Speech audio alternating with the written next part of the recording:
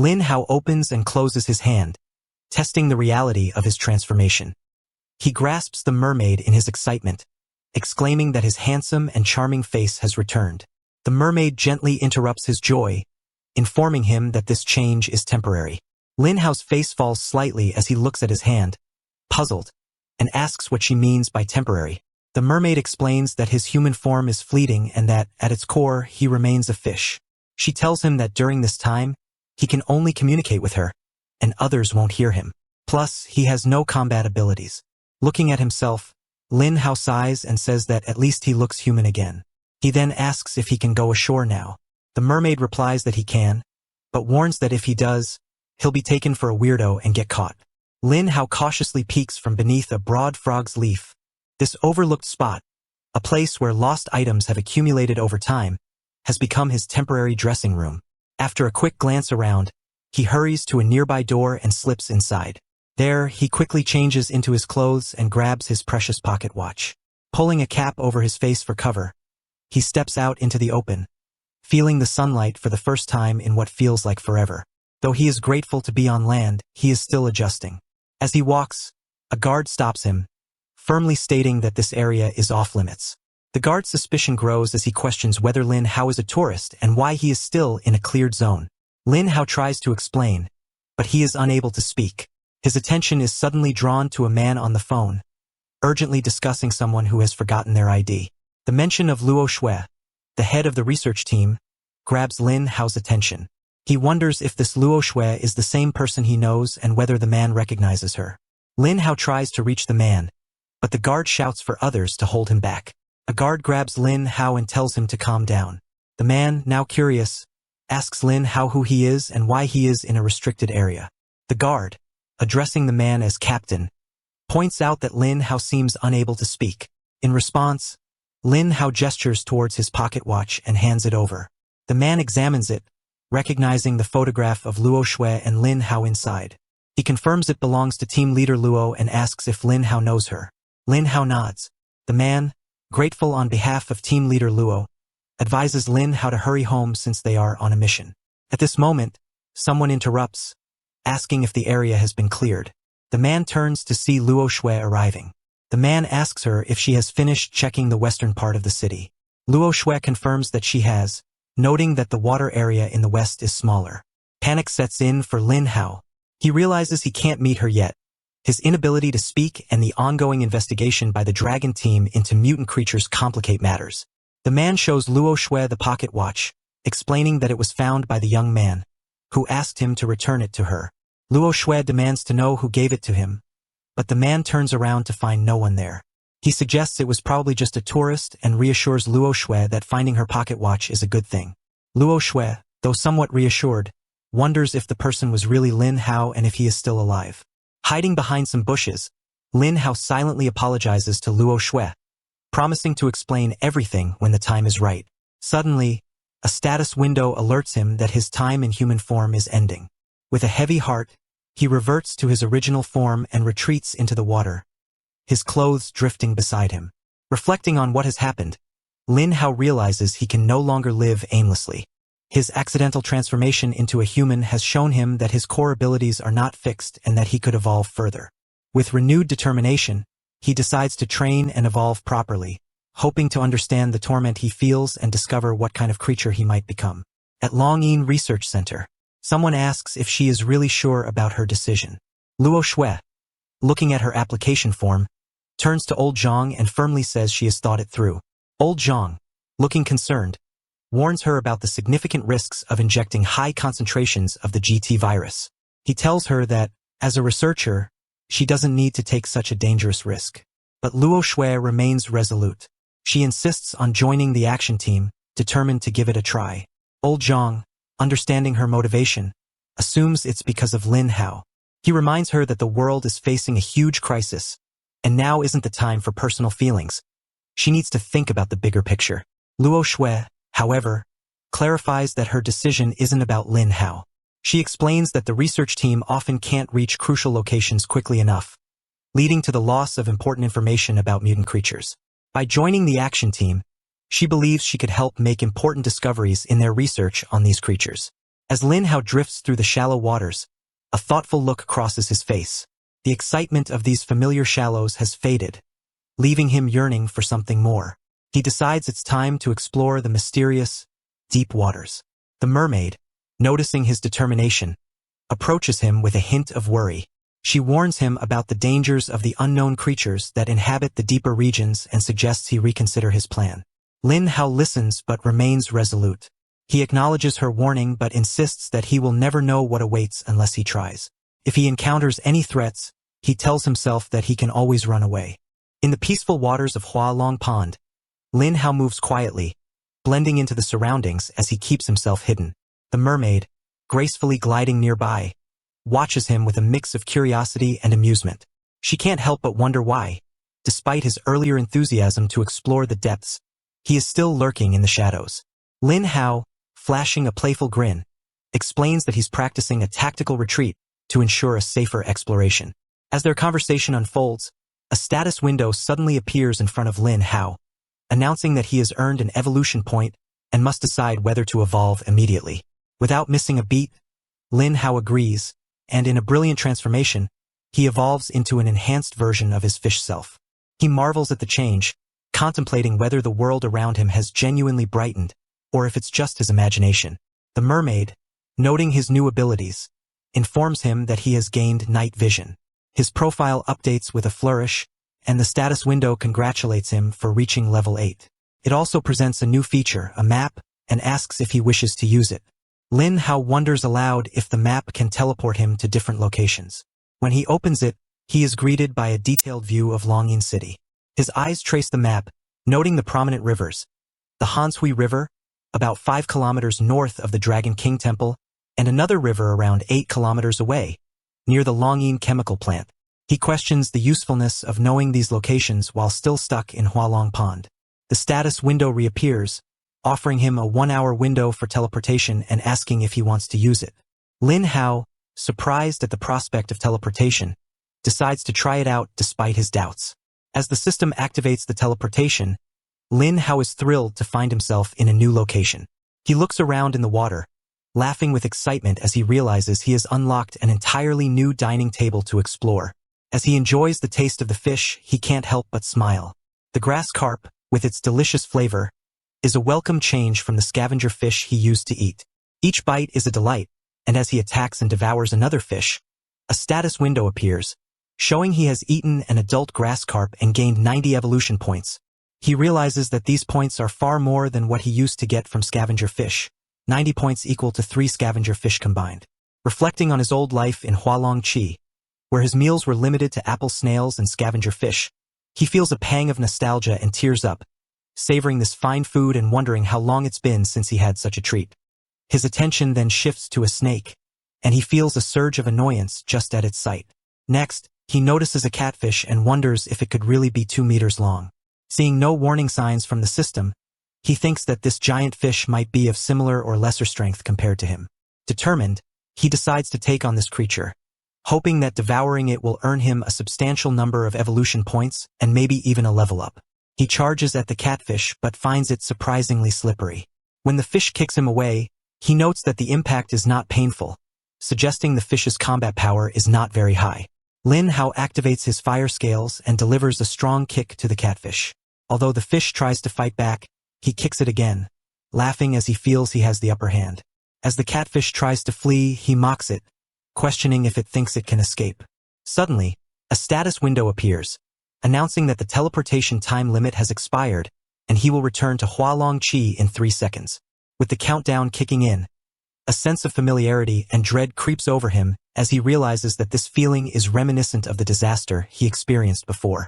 The realization hits him hard. Longyin City is in danger. Lin Hao shouts to wait a minute, as he teleports back to Hualong Chi, feeling a sense of unease as he wonders why that disgusting thing feels so familiar. The mermaid appears beside him, suggesting he can go back and examine the situation more carefully. Confused, Lin Hao asks how he can return. The mermaid gives him 2 options. He can wait at the dragon pool until the teleportation device is ready the next day, hoping for a lucky break, or he can set out on foot immediately. She warns him that if he chooses to walk, he might revert to a small koi fish when he reaches the cold water river. which is 5 kilometers away. In that case, he would have to stay there until he could regain his original form. With no time to waste, Lin Hao decides to act quickly and investigate the matter right away, driven by urgency and determination. Under the vast expanse of the night sky, the man turns to Luo Shui, his voice revealing that he knows she has submitted her application. He asks when she's planning to leave. Luo Shui, with a hint of finality in her tone, explains that she's nearly finished with her handover and will be departing tomorrow. Lin Hao, lurking in the water, wonders where she might be headed. The man reflects on his early realization that Luo Shui would never be content with merely dissecting mutated creatures in the lab since old Zhang introduced her to the dragon team. Luo Shui shares her excitement about joining a national research unit, recalling her first encounter with the Hua Xia dragon team and the profound sense of purpose it instilled in her. However, as she delves deeper into the team's secrets, maintaining her initial enthusiasm grows increasingly challenging. The man, lighting a cigarette, acknowledges that while mutated creatures indeed pose a significant threat, the GT virus they carry has its uses. Luo Shui confirms that, while team members receive small doses of the GT virus to boost their strength and combat skills, achieving higher levels requires much larger doses. Placing a reassuring hand on her shoulder, the man calls her a true warrior, expressing hope for her safe return before walking away. Luo Shui watches him go, her thoughts drifting to Lin Hao. She promises herself that she will return safely, knowing someone is waiting for her. Lin Hao, having overheard this exchange, swims away and soon emerges from behind the bushes in his human form. He reflects on how Luo Shui joined the dragon team to secretly study mutated creatures, and is now facing a dangerous mission. He examines his hand, wondering if the GT virus is inside him too. The mermaid suddenly appears, reminding him that his human form lasts only 40 minutes and urging him to hurry. Feeling the pressure, Lin Hao runs to the river, his breath heavy and labored. It feels like a distant memory that he has run so fast, almost from a past life. The mermaid's comment about it being past life only deepens his sense of absurdity. He leaps into the water, returning to his fish form, and immediately feels more comfortable. As he devours fishes, his evolution points soar. It's like an all-you-can-eat buffet, but the absence of other fish suggests a formidable predator nearby. Without warning, a massive fish, with its mouth wide open, lunges at him. Lin Hao narrowly avoids the attack and realizes something is off. The fish radiates a strange, malevolent energy, unlike its usual behavior. Understanding the danger, he prepares for a quick and decisive fight. As both rush towards each other, Lin Hao strikes with a powerful tail slap and seizes the opportunity to bite down hard. He continues his assault as the fish's slime starts to dry, signaling his progress. With a final, forceful tear, he exposes the fish's flesh, eliciting a pained cry from the creature. Lin Hao savors the fish, remarking on its delicious taste. He notes that it's perfectly cooked, though the slime made the process trickier. Puzzled, he reflects on how the fish was calm moments ago but then suddenly turned combative. As he wonders aloud about the number of evolution points he'll receive, the mermaid, delighted by the flavor, resolves to always cook her meals from now on.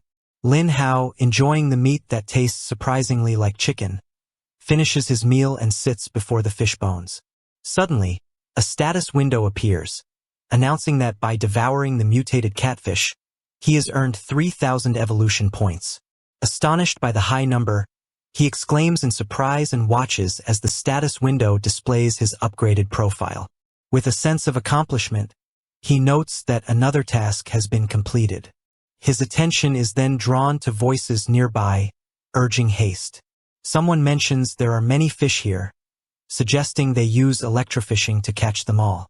Lin Hao, appalled by the method, considers it a despicable way to eradicate fish. He hears one man addressing another as Old Xiao, urging him to hurry because of a big fish sighting. Suddenly, a giant fish bursts from the water, causing the men to scatter in fear, calling for their mothers. Lin Hao grins at their swift retreat, finding amusement in their panic. The mermaid reappears, warning him that the dragon team will definitely target him now. Lin Hao, realizing the gravity of the situation, panics, chastising himself for forgetting such a crucial detail. Inside the police station, a fisherman nervously recounts his incredible tale. He tries to explain how, while standing by the river, A fish bigger than himself jumped out of the icy water. The police officers, struggling to keep straight faces, jotted down his story. One officer, barely hiding his laugh, asks the man to continue, while another skeptically questions if he is certain about what he saw and if they had been drinking that night. The fisherman, looking earnest, insists they were out fishing and stayed sober all night, firmly denying any drinking. His companions vigorously nod in agreement, backing his claim. The mood shifts when one officer points out that fishing in the Coldwater River is illegal during the close season. A heavy silence falls, and the fishermen exchange guilty glances. Suddenly, one mumbles an excuse about needing to take care of something. Another suggests they might have been mistaken about the whole thing, and the third hastily apologizes for causing trouble before they all rush out. As the trio hurriedly leaves, one officer sighs, lamenting the growing number of fishermen ignoring the rules. His colleague, however, looks thoughtful, pondering the possibility of a fish larger than a person in those cold waters. He recalls a secret document they received recently, hinting at something unusual.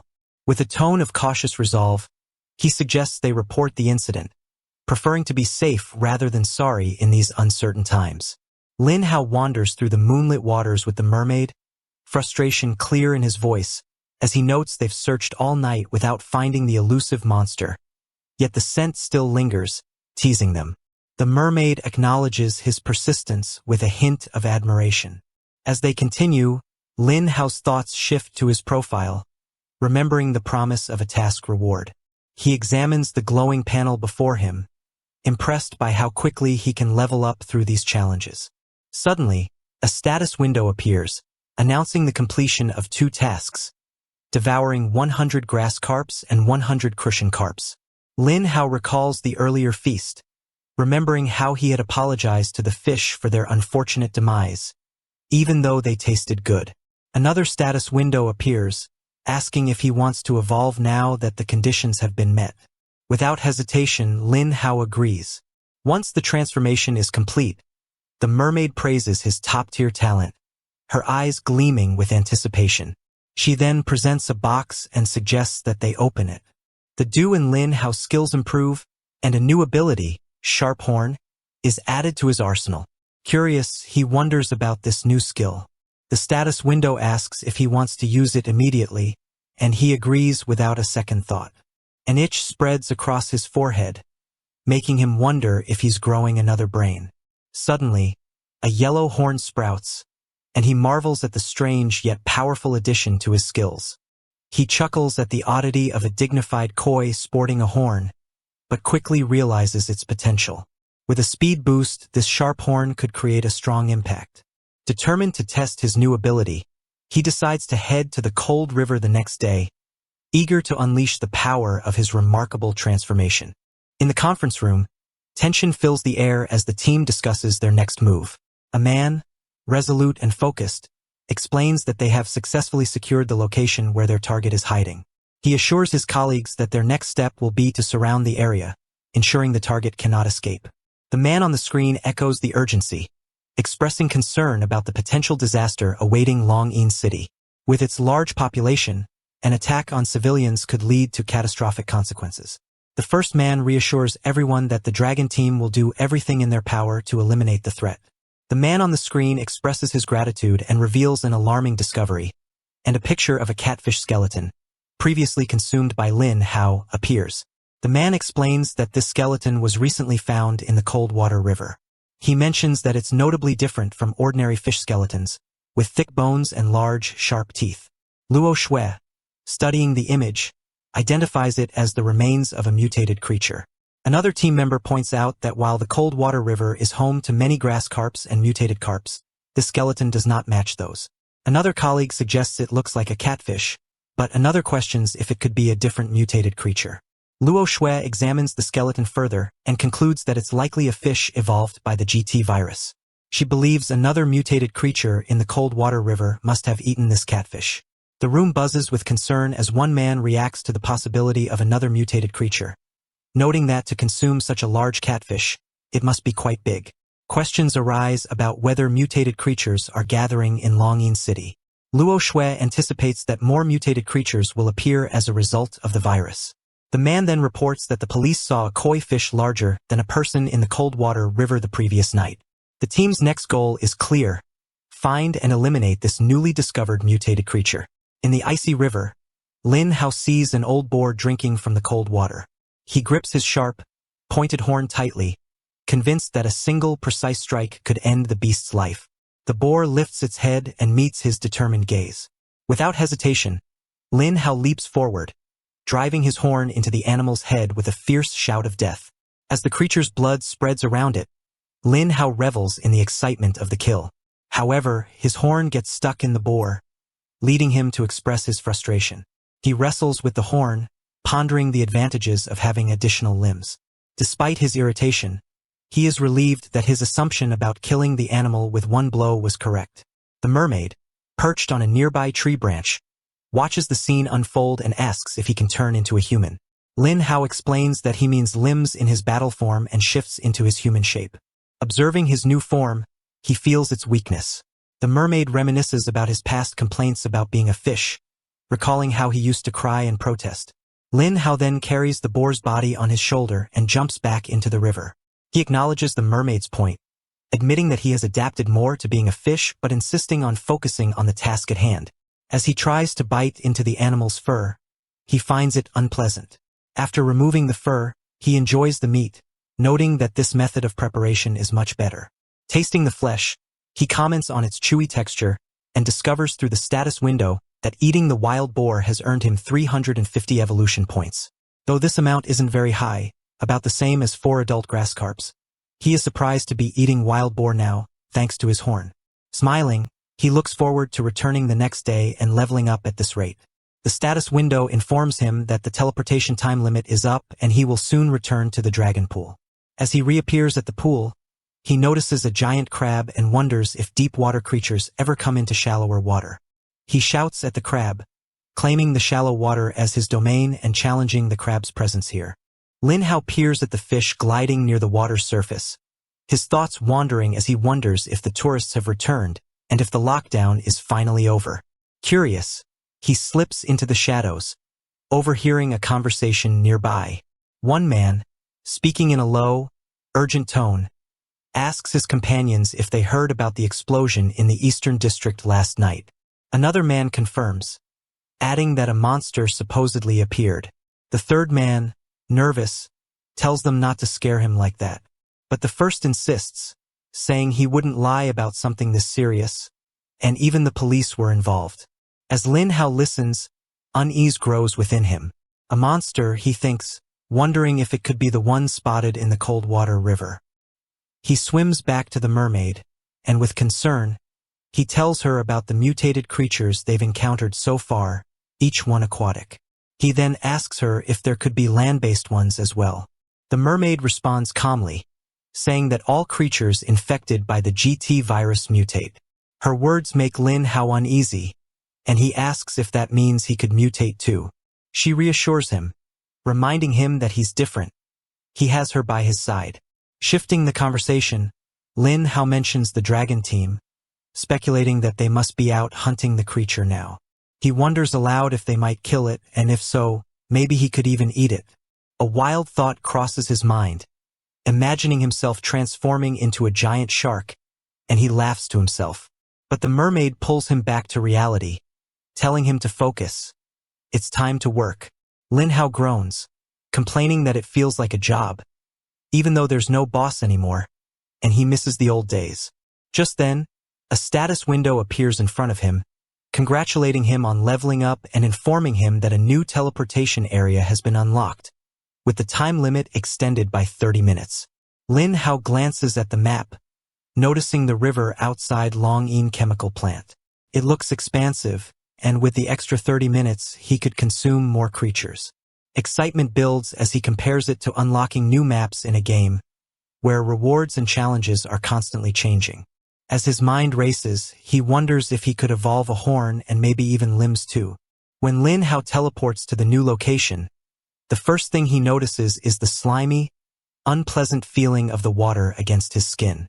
The foul sensation makes him cringe, and he can't help but mutter in disgust at the awful quality of the water. Before he has time to fully process his discomfort, he overhears a conversation nearby. Someone mentions that the dragon team is already on the hunt for an ET creature. They're planning to move tonight, hoping to capture it before the dragon team does. Lin Hao's mind races as he tries to understand what he's hearing. He wonders whether these people are part of the dragon team, but it quickly becomes clear that they're rivals, not allies. The dragon team is supposed to be a top-secret national group that deals with mutated creatures, unidentified extraterrestrial life. But now, Lin Hao is left wondering if there are other groups involved, shadowy organizations operating alongside the dragon team. As he moves closer, he sees the group more clearly. They're wearing hooded shirts, keeping their faces hidden. On their shoulders, they carry heavy boxes, and Lin Hao can't help but wonder what's inside. Weapons, maybe. One of the men takes a drag from his cigarette before saying that the ET creature must be trying to awaken an ancient being hidden in Longyin City. Another man, also smoking, agrees, saying there must be relics of an ancient civilization buried there too.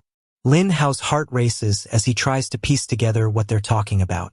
The thought of an ancient creature in Longyin City sends a chill through him. One of the men laughs, greedily imagining the power they could gain from finding the civilization's relics and the advanced technology supposedly hidden within. He's convinced that when the global disaster comes, they'll be the strongest survivors. The other man, more cautious, warns him to keep his voice down. But the first man brushes off the concern by saying that who would be out here in such a desolate place? With a wave of his hand, he dismisses any worries about being overheard, saying that if they do run into anyone, they'll just kill them.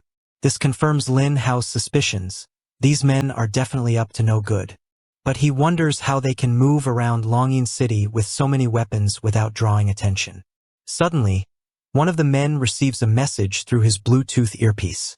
He then tells his companion to get ready to move, as the dragon team has already narrowed down the search area. The other man, concerned, asks why the dragon team has sent so many people this time and wonders whether the ET creature is that important. The first man just laughs, dismissing the dragon team as amateurs. His companion, who calls him Brother Kuan, nods in agreement and mentions something about a number 3 suit. Lin Hao is curious, what is this number 3 suit? He tries to think about whether it is some kind of advanced gear. But his thoughts are interrupted when Brother Kuan notices something on his device. He tells his companion that there's something nearby, and they might be in danger if they're discovered. Suddenly, the men spot movement in the water. Lin Hao dives beneath the surface, trying to stay hidden. He wonders if Brother Kuan's watch is a mutated creature detector, much more convenient than the dragon team's bulky equipment. The other man asks if there are any mutated creatures nearby, and Brother Kuan, uncertain, replies that he's not sure, but the detector picked up strong life signals, so there's a high chance. Without hesitation, Brother Kuan grabs a weapon from the box, a strange object with a black-purple glow. He throws it into the water, and Lin Hao feels an intense pressure surrounding him. He wonders about what kind of weapon he just used, struggling to understand its power. But there's no time to think, he needs to escape, but Brother Kuan spots him. Lin Hao dives back into the water, his heart racing as he tries to get away. The two men don't hesitate. They chase after him, driven by a fierce determination. If this creature is as large as it seems, then it must have the GT virus in its body, and they're not about to let it get away. To be continued. If you want to watch the next part, then like and subscribe and let me know in the comment of what recap you want to watch next.